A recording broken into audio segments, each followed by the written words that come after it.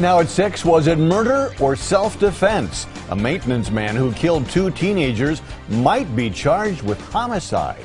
The DA is now reviewing this case. At first it sounded like self-defense, but the maintenance man is in jail tonight. He told police that he was beaten with a baseball bat inside an apartment building at 27th and Vliet. We just got a picture of one of the teenagers who died. This is 19-year-old James Bell. Todd Hicks and Michelle Fiore are joining us live with team coverage on this story. We begin, though, with Michelle at the scene. Shannon and Mike, on a street that neighbors tell us is plagued by drugs, gangs, and fights. This group, an anti-violence group tonight, came to pray for peace.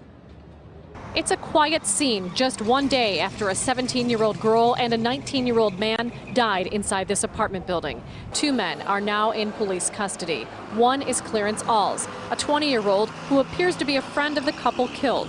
Police records show a maintenance man who works at the apartment building ran into Alls and his friends. An argument erupted. A witness told police the maintenance man was held down while being punched and struck with a 2-foot-long club. And cell phone video shows Alls striking the maintenance man several times with a closed fist. Police haven't talked since yesterday, but told us the maintenance man pulled out a gun, shooting the teens and killing them.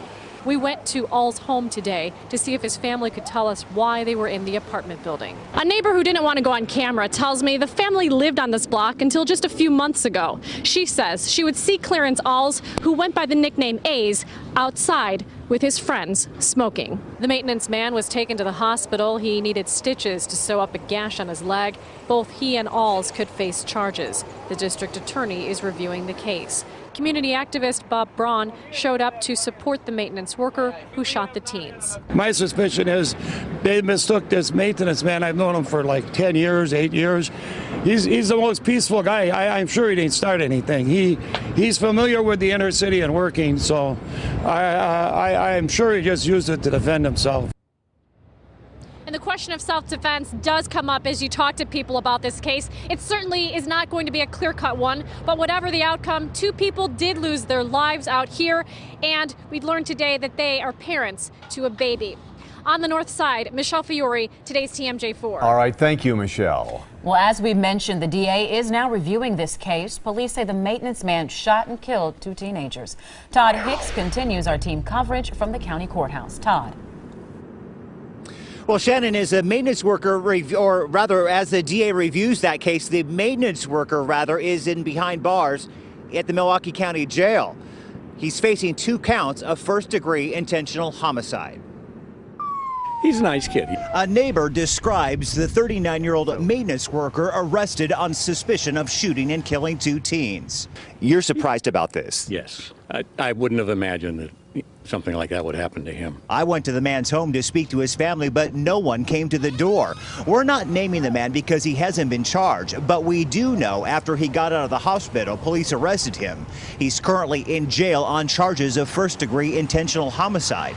The district attorney's office is reviewing the case. The head of Wisconsin Carry says he isn't surprised the man was taken into custody. The risk of retaliation or retribution, perhaps he might be being detained for his own safety. A co-worker for the maintenance man told us he had a concealed carry permit, but state officials wouldn't confirm that.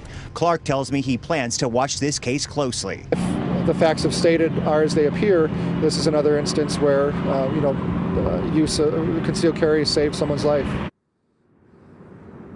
And a lot of people are watching that case very closely. Now, at this time, it's not clear exactly how long the district attorney plans on taking to decide whether charges will be filed.